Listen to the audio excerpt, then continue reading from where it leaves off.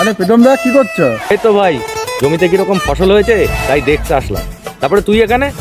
তা আমি ভাবছিলাম কলকাতায় যাবো, তা তুমি আমার সঙ্গে যাবে? তুই ভাবছিস কলকাতায় যাবি? তা ভালো কথা। টাকা পয়সা জমিয়েছিস? কত লাগবে জানিস তো? কত আর লাগবে? তা মোটামুটি ধরে 1,000-20,000 টাকা লাগবে। 20,000? আরে তা তো লাগবেই। তা তাতে কি হয়েছে, চলো না ঘুরেই আসি। আর তোর কলকাতায় গেলে পরে তাহলে কত খরচ হচ্ছে? বললে 20,000 টাকা লাগবে। আরে তুই কলকাতার জন্য 20,000 ভাবছিস, তাহলে আমেরিকায় ঘুরতে গেলে পরে কত লাগবে বলতো? কত আর লাগবে? 6 লাখ টাকা।